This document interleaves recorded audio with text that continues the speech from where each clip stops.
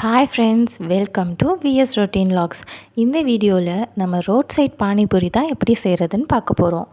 நீங்களும் என்ன மாதிரி பானிபூரி லவர்ஸாக இருந்தால் இந்த வீடியோ பார்த்துட்டு வீட்டிலையே செஞ்சு சாப்பிடுங்க.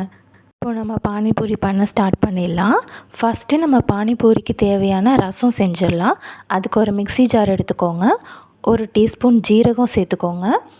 2 சின்ன துண்டு இஞ்சி சேர்த்துருக்கேன். ஒரு பச்சை மிளகா சேர்த்துருக்கேன். அப்புறம் ஒரு டீஸ்பூன் மஞ்சத்தூள் ஆட் பண்ணிக்கோங்க.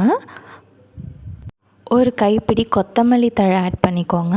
அப்புறம் ஒரு கைப்பிடி புதினா ஆட் பண்ணிக்கோங்க. நான் லெமன் சாறு சேர்க்குறேன். உங்களுக்கு வேணும்னா நீங்கள் புளி கூட சேர்த்துக்கலாம். இப்போது ரசத்துக்கு தேவையான அளவு உப்பு சேர்த்துக்கிறேன். அது கூட கொஞ்சம் தண்ணி சேர்த்து நம்ம அரைச்சி எடுத்துடலாம்.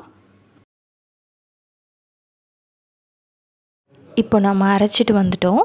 இதை நல்லா ஃபில்ட்ரு பண்ணி அந்த சாறை மட்டும் எடுத்துக்கலாம்.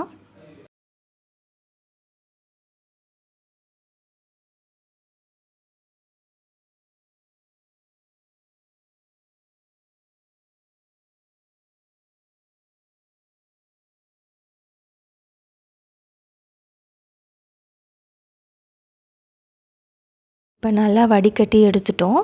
ஒரு டம்ளர் தண்ணி சேர்த்து நல்லா டைல்யூட் பண்ணிக்கலாம்.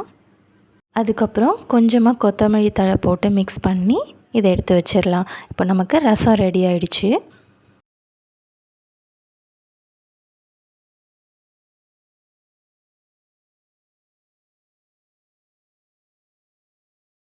அடுத்ததாக நம்ம பூரி பொரித்து எடுத்துக்கலாம். அதுக்கு முன்னாடி 2 உருளைக்கிழங்க தண்ணியில் போட்டு வேக வச்சிடலாம். உருளைக்கிழங்கு முழுகிற அளவுக்கு தண்ணி ஊற்றிட்டு ஒரு 4லேருந்து 5 விசில் வரைக்கும் விட்டு எடுத்துக்கலாம்.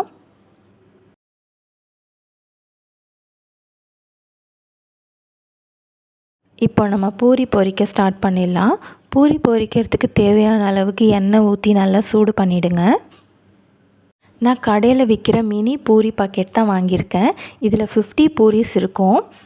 இதுலேருந்து நமக்கு தேவையான அளவு பூரி பொரித்து எடுத்துக்கலாம்.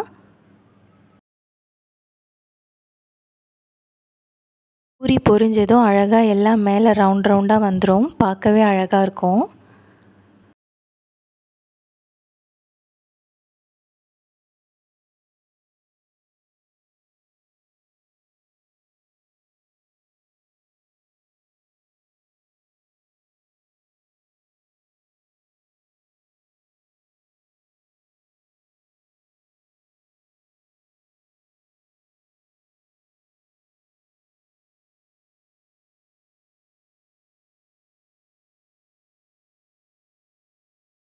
இப்போ நமக்கு தேவையான பூரியும் பொரித்து எடுத்தாச்சு. அடுத்ததாக நம்ம உருளைக்கிழங்கு மசாலா ரெடி பண்ணலாம் பூரிக்குள்ளே ஸ்டஃப் பண்ணுறதுக்காக. இப்போ நான் வேக வச்ச உருளைக்கிழங்கு எடுத்திருக்கேன். அது கூட நம்ம 1 டீஸ்பூன் மஞ்சத்தூள் சேர்த்துக்கலாம். 1 டீஸ்பூன் மிளகாய்த்தூள் சேர்த்துக்கலாம். 1.5 டீஸ்பூன் கொரியாண்டர் பவுடர் சேர்த்துக்கலாம். கொஞ்சமாக கரம் மசாலா சேர்த்துக்கலாம். அப்புறமா தேவையான அளவு உப்பு சேர்த்து இந்த உருளைக்கிழங்கை நல்லா மேஷ் பண்ணி எடுத்துக்கலாம். ஸோ இப்போ நமக்கு உருளைக்கிழங்கு ஸ்டஃபிங்கும் ரெடி. அதில் கொஞ்சம் கொத்தமல்லி தழை தூவி விட்டு கொஞ்சம் கட் பண்ணி வச்சுருக்கிற வெங்காயத்தையும் அதில் சேர்த்துருங்க. இது எல்லாம் சேர்த்து பானிபூரிக்குள்ளே வச்சு சாப்பிடும்போது ரொம்ப நல்லாயிருக்கும்.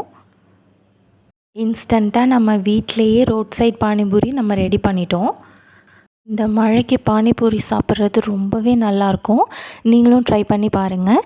இந்த வீடியோ உங்களுக்கு பிடிச்சிருந்தா லைக் பண்ணுங்கள், ஷேர் பண்ணுங்கள், கமெண்ட் பண்ணுங்கள். மறக்காமல் சப்ஸ்கிரைப் பண்ணுங்கள். தேங்க்யூ.